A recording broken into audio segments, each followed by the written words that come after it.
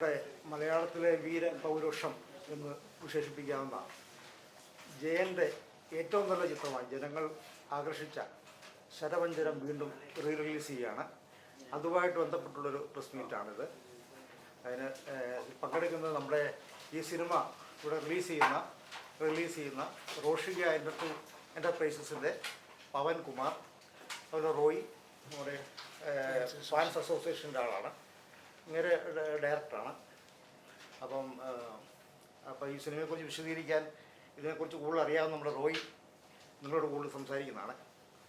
Cinema കണ്ടു തുടങ്ങിയ ആളുകളുടെ ഗ്രഹാതുരത്വം നിറഞ്ഞ ഓർമ്മയുടെ മണിച്ചപ്പ് തുറക്കുമ്പോൾ അതിൽ ഏറെ തിളക്കമുള്ള ഒരു രത്നമാണ് ശരവഞ്ചരം.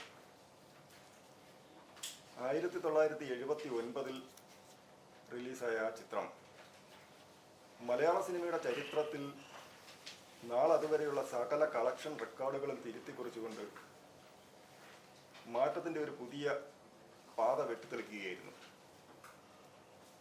അതുവരെ മലയാള സിനിമ കണ്ടിരുന്നത് നന്മ നിറഞ്ഞ കഥാപാത്രങ്ങൾ, തുടക്കം മുതൽ ഒടുക്കം വരെയും നന്മയുടെ പരിവേഷമായി തിന്മയുടെ മുകളിൽ ആധിപത്യം നേടുന്ന, അല്ലെങ്കിൽ സ്ത്രീ കഥാപാത്രങ്ങളായാൽ പോലും ആദർശ കുടുംബിനി, ശീലാവതി, ആ വാർപ്പ് മാതൃകയിൽ നമ്മൾ കണ്ടു പരിചയിച്ച കഥാപാത്രങ്ങളിൽ നിന്നും തിന്മയുടെ പ്രതിരൂപമായ ഒരു കേന്ദ്ര കഥാപാത്രം, സ്ത്രീ കഥാപാത്രം പോലും പതിവ് വാർപ്പ് മാതൃകയിലല്ലാതെ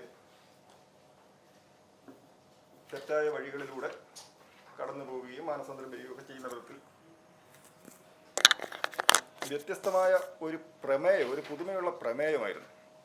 അതിൻ്റെ ചടുലമായ ആവിഷ്കാരവും കലാപരമായ ഔന്നത്യവും സാങ്കേതിക തികവും എല്ലാം കോർത്തിണക്കിയാണ് പ്രഗത്ഭ സംവിധായകനായ ഹരിഹരൻ ആ ചിത്രമാണ് ഈ ചുരുക്കിയത്. ഹരിഹരൻ എന്ന സംവിധായകൻ്റെ കരിയറിൽ അദ്ദേഹം തുടക്കകാലത്ത് വളരെ ലൈറ്റായിട്ടുള്ള ചിത്രങ്ങളാണ് ചെയ്തിരുന്നത്. ലേഡീസ് ഹോസ്റ്റൽ, ബാബുമോൻ, അമ്മണി അമ്മാവൻ, അതുപോലെ ആകാശം, ഇങ്ങനെ സ്ഥിരം തമാശയും സെൻറ്റിമെൻസും കൂട്ടേടിയും ഒക്കെ ആയിട്ടുള്ള ആ ചിത്രങ്ങളിൽ നിന്നും പിൽക്കാലത്ത് നാം കണ്ട ഹരിഹരൻ എന്ന മഹാസംവിധായകനിലേക്ക്, ഒരു സീരിയസ് ചിത്രങ്ങൾ എടുക്കുന്ന ഒരു സംവിധായകൻ്റെ ഒരു ക്ലാസ്സിലേക്ക് ഹരിഹരൻ ഉയരുന്നത് 1979 റിലീസായ ശരവഞ്ചരം എന്ന സിനിമയിലൂടെയാണ്. അത് ആ കാലഘട്ടത്തിൽ ഒരുപാട് തരംഗം സൃഷ്ടിച്ചു. അതിൻ്റെ പ്രമേയത്തിൻ്റെ ഒരു വ്യത്യസ്തത കൂടി അതിനൊരു പ്രധാന കാരണമാണ്. സാധാരണ മറ്റൊരു സംവിധായകൻ ചെയ്താൽ പാളിപ്പോയേക്കാവുന്ന ഒരു പ്രമേയം ഒട്ടും അതിൻ്റെ അതിർവരമ്പുകൾ കടക്കാതെ കൃത്യമായ അളവിൽ തന്നെ ഹരിഹരൻ എന്ന സംവിധായകൻ ആ സിനിമ ജനങ്ങൾക്ക് മുമ്പിൽ അവതരിപ്പിച്ചു. D.H. ലോറൻസ് എന്ന ഇംഗ്ലീഷ് സാഹിത്യകാരൻ എഴുതിയ വളരെ പ്രശസ്തമായ ഒരു നോവൽ ലേഡി ചാറ്റർലീസ് ലവർ, ആ കഥ മനസ്സിൽ വെച്ചുകൊണ്ട് അതിൻ്റെ പ്രമേയത്തോട് സാമ്യപ്പെടുത്തി പ്രഗത്ഭനായ സാഹിത്യകാരൻ മലയാറ്റൂർ രാമകൃഷ്ണൻ എഴുതിയ കഥയാണ് ശരവഞ്ചരം. മലയാറ്റൂർ രാമകൃഷ്ണൻ കേരളത്തിലെ ഏറ്റവും പ്രഗത്ഭനായ സാഹിത്യകാരുടെ കൂട്ടത്തിലും ഏറ്റവും അറിയപ്പെടുന്ന IAS ഉദ്യോഗസ്ഥൻ എന്ന നിലയിലൊക്കെ ഒരുപാട് പ്രശസ്തനായ ഒരു വ്യക്തിയാണ്. അദ്ദേഹം ഒരുപാട് നോവലുകൾ മാത്രമല്ല സിനിമയ്ക്ക് വേണ്ടിയും അദ്ദേഹം എഴുതിയിട്ടുണ്ട്. വളരെ ചരിത്രത്തിൽ ഇടം പിടിക്കാവുന്ന കുറേ നല്ല സിനിമകൾ, ഗായത്രി, പൊന്നി, യക്ഷി, ചായം, ഏറ്റവും ഒടുവിൽ അയ്യർ ദ ഗ്രേറ്റ് വരെയൊക്കെ ഒരുപാട് സിനിമകൾ മലയാറ്റൂരിൻ്റെ തൂലികയിൽ ജന്മം കൊണ്ടതാണ്. മലയാറ്റൂർ രാമകൃഷ്ണൻ എഴുതിയ കഥയ്ക്ക് സംവിധായകൻ ഹരിഹരൻ തിരക്കഥ എഴുതി. സർഗം പോലെയുള്ള ചില സിനിമകൾക്ക് ഹരിഹരൻ എന്ന സംവിധായകൻ തന്നെ തിരക്കഥ എഴുതിയിട്ടുണ്ട്. ഈ ചിത്രത്തിന് സംഭാഷണം എഴുതിയത് നിസ്സാരക്കാരനല്ല. മലയാള നാടക രംഗത്ത് കുലപതിമാരിൽ ഒരാൾ എന്ന് വിശേഷിപ്പിക്കാവുന്ന KT മുഹമ്മദ്. KT മുഹമ്മദ് നാടകരംഗത്തെ ഒരു വിപ്ലവകാരി എന്ന് വിശേഷിപ്പിക്കാവുന്നതാണ്. അദ്ദേഹത്തിൻ്റെ തീപാറുന്ന സംഭാഷണങ്ങളാണ് ആ ഒരു കാലഘട്ടത്തിൻ്റെ ഓർമ്മകൾ സൂക്ഷിക്കുന്നവരോട് ചോദിച്ചാൽ നമുക്ക് മനസ്സിലാക്കാൻ കഴിയുന്നത്. KT മുഹമ്മദ് എന്ന പ്രതിഭാധനൻ സംഭാഷണം എഴുതി. അതുപോലെ യൂസഫ് അലി കേച്ചേരി, ദേവരാജൻ ടീമിൻ്റെ അതിമനോഹരമായ ഗാനങ്ങൾ ഈ സിനിമയുടെ ഒരു പ്രത്യേകതയാണ്. ഈ അടുത്തിടെ നമ്മെ വിട്ടുപിരിഞ്ഞ ജയചന്ദ്രൻ, കഴിഞ്ഞ തൊട്ട് മുമ്പത്തെ വർഷം നമ്മെ വിട്ടുപിരിഞ്ഞ വാണി ജയറാം, അതുപോലെ തന്നെ ഇന്ന് നമുക്കൊപ്പമുള്ള ഗാനഗന്ധർവൻ യേശുദാസ്, പി സുശീല, മാധുരി, ഇവരെല്ലാം ഈ സിനിമയുടെ ഭാഗമാണ്. ഇതിലെ മനോഹരമായ ഗാനങ്ങൾ. ഈ സിനിമയിൽ അഭിനയിച്ച ആളുകളെ പറ്റി പറയുമ്പോൾ നമ്മൾ ജയൻ എന്ന ഒരു താരത്തെ മാത്രമായി കരുതണ്ട. ജയൻ തന്നെയാണ് സിനിമയിൽ പ്രധാനം. ഈ സിനിമ റിലീസാകുന്നത് വരെ ജയൻ ഒരു നായകൻ എന്ന നിലയിലല്ല അറിയപ്പെട്ടിരുന്നത്.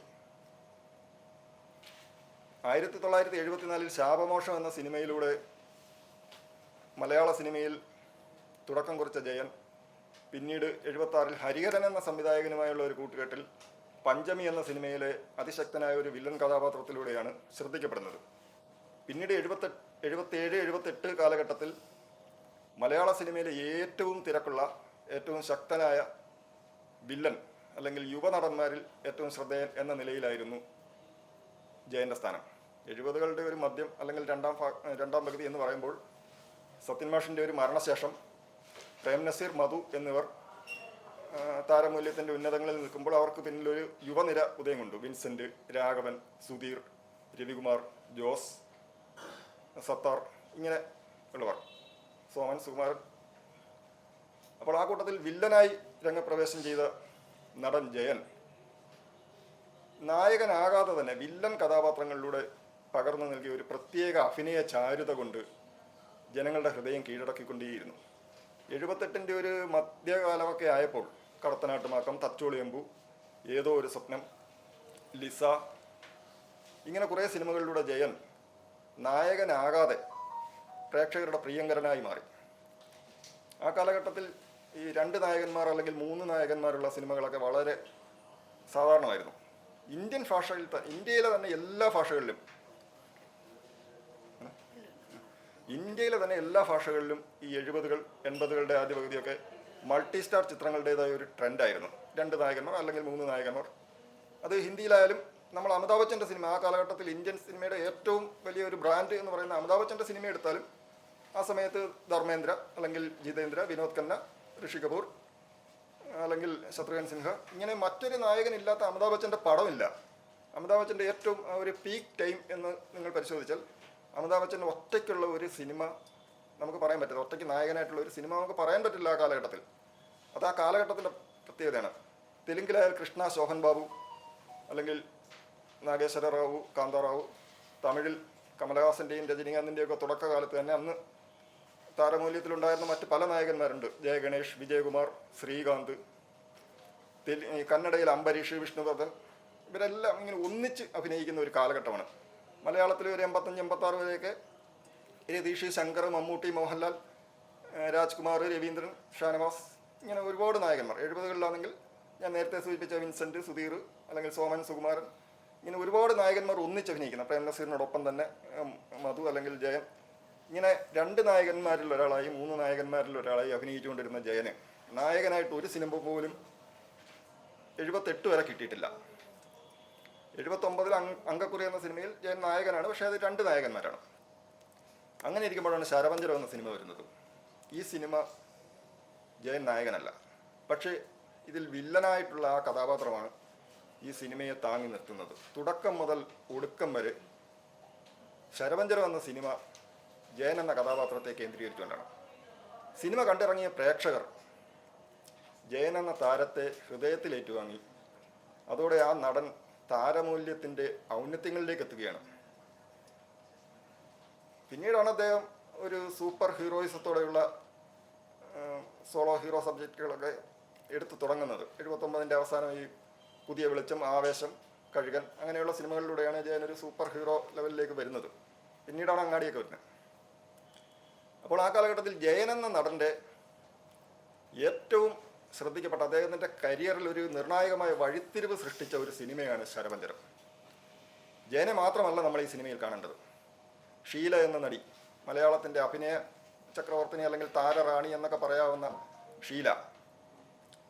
ഷീല ഒരിക്കലും ഇമേജിൻ്റെ തടവറയിൽ നിന്ന് ആദർശവതികളായ അല്ലെങ്കിൽ കുലീന സ്ത്രീകളുടേതായ കഥാപാത്രങ്ങൾ മാത്രം ചെയ്യുന്ന ഒരു നടിയല്ല. ഷീലയുടെ പ്രധാന ചിത്രങ്ങൾ ഏതെടുത്ത് നോക്കിയാലും ഒരു ആദർശവൽക്കരിക്കപ്പെട്ട നായികയുടെ പരിവേഷമല്ല. ചെമ്മീനായാലും കള്ളിച്ചെല്ലമ്മയായാലും ഭാര്യമാർ സൂക്ഷിക്കുകയായാലും അനുഭവങ്ങൾ പാളിച്ചകളായാലും ചായം ആയാലും ഓടക്കുഴലായാലും എല്ലാം ഇമേജിനെ പൊളിച്ചെറിയുന്ന തരം കഥാപാത്രമാണ്. അതുതന്നെയാണ് ഈ ശരവഞ്ചര സിനിമയുടെയും പ്രത്യേകത. ഈ സിനിമയിലെ മറ്റൊരുപാട് അഭിനേതാക്കൾ ഇന്ന് പലരും നമ്മോടൊപ്പം ഇല്ല. ഈ സിനിമയിൽ വളരെ പ്രധാനപ്പെട്ട ഒരു കഥാപാത്രം അവതരിപ്പിച്ച PK എബ്രഹാം. നിങ്ങളിൽ പലർക്കും അദ്ദേഹത്തെ അറിയാമെന്ന് തോന്നുന്നു. PK എബ്രഹാം വളരെ പക്വതയും ശാന്തതയും മുഖമുദ്രയാക്കിയ ഒരു പ്രത്യേക ശൈലിയിലുള്ള ഒരു അഭിനേതാവാണ്. ഈ സിനിമയിൽ ഷീലയുടെ ഭർത്താവായി അഭിനയിച്ചിട്ടുള്ള ഒരു നടൻ. ഇത് വളരെ അംഗീകരിക്കപ്പെട്ട, എന്നാൽ പുതിയ തലമുറ മനസ്സിലാക്കാൻ കഴിയാതെ പോയെന്ന കുറേ നല്ല അഭിനേതാക്കളുണ്ട്. നമ്മൾ ഈ സിനിമ ഒരു ജയൻ്റെ സിനിമ എന്ന നിലയിൽ മാത്രം കണ്ടാൽ പോരാ. ഒരു സുവർണ കാലഘട്ടത്തിൽ മലയാള സിനിമയെ അല്ലെങ്കിൽ കലാ സാംസ്കാരിക രംഗത്തെ ധന്യമാക്കിയ ഒരുപാട് മഹാപ്രതിഭകളുടെ ഒരു മഹാസംഗമമാണ് ഈ സിനിമ. നെല്ലിക്കോട് ഭാസ്കരൻ, 1973 മരം, 79 ശരവഞ്ചരം,